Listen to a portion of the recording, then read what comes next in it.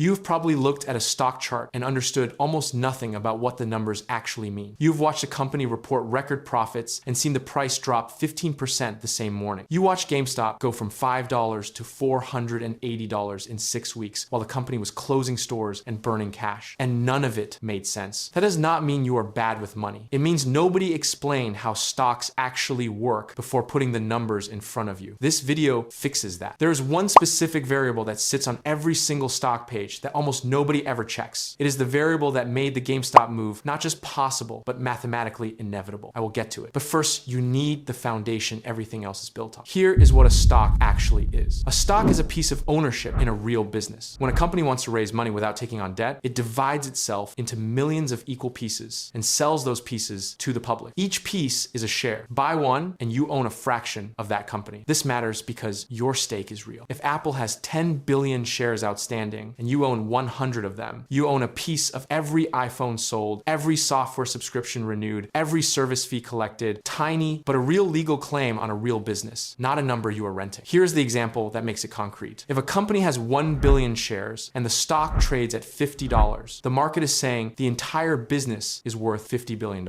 Your share is your proportional slice of that claim. When the business becomes worth more, your slice grows. When it shrinks, your stake shrinks with it. The key point is this: you are not lending money the company will repay. You are buying in. Your return depends entirely on what the business becomes. You make money two ways: price appreciation, the company executes, investors decide it is worth more than before, and the price rises. You sell for more than you paid. Dividends. Some companies distribute a portion of profits directly to shareholders on a regular schedule. Companies still growing fast almost never pay dividends because every dollar returned to shareholders is a dollar that cannot compound inside the business. Mature companies with more cash than places to invest start sending it back. The kind of company you hold determines which of those two paths your returns come from. But here is the piece that changes how you read everything, and it is the piece nobody ever explains before handing you a stock page. Here is what a stock price actually measures. A stock price does not measure what a company is worth right now. It measures what millions of people collectively believe the company will be worth in the future. The price you see is a prediction. Specifically, it is the aggregated guess of every buyer and every seller currently participating in that stock. Not a measurement, not a fact. This matters because it completely rewrites how you interpret every move you see. A company can be losing money today and have a high stock price because investors believe it will generate enormous profits in 5 years. A profitable company can have a falling stock price because investors believe those profits are about to shrink. The present state of the business is one input among many. The dominant input is always the future, which nobody knows. Here is a concrete example. A company reports record quarterly earnings. The stock drops 15% the next morning. The business did not get worse. The earnings were real. What happened is that investors had already decided months before the announcement exactly what those earnings would be. The actual results came in below what was already priced into the stock. In the market, that is the only comparison that matters. Think about it this way. You tell your friend you will run a mile in 5 minutes 45. You run it in 6 minutes flat. Objectively fast. Against what was expected, you underperformed. The stock market grades every earnings report on exactly that curve, every single time. The number means nothing without knowing what was already baked in. The key point is this: the price already contains millions of investors' expectations. Reading financial news without understanding those expectations is like watching a game without knowing the score. You see what happened, but have no idea whether it was good or bad. Therefore, understanding where price actually comes from is the next piece. Here is how price gets discovered every second the market is open. Stock exchanges are continuous live auctions. Every second the market is open, thousands of participants are submitting orders simultaneously. Individual investors, hedge funds, pension funds, algorithms executing millions of orders per hour. Every stock has two prices at any given moment. The bid is the highest price a buyer is currently willing to pay. The ask is the lowest price a seller will accept. When those two numbers overlap, a trade executes. The price on your screen is the last price where a buyer and seller agreed. No central authority sets the price. No regulator. No algorithm decides what a stock is worth. Price is where competing beliefs find a temporary equilibrium. Every single trade is two parties making opposite bets. The buyer believes the price will rise. The seller believes now is the right time to exit. One of them is wrong. The market spends every trading day telling you which one. The key point is this: price is not a sign. It is discovered in real time through the collision of opposing beliefs about an unknowable future. Therefore, when you open a stock page, every number is telling you something specific. Market capitalization is price multiplied by total shares outstanding. outstanding. This is the number that tells you what the market believes the whole company is worth. A stock at $5 on a company with 2 billion shares is a $10 billion company. A stock at $900 on a company with 10 million shares is a $9 billion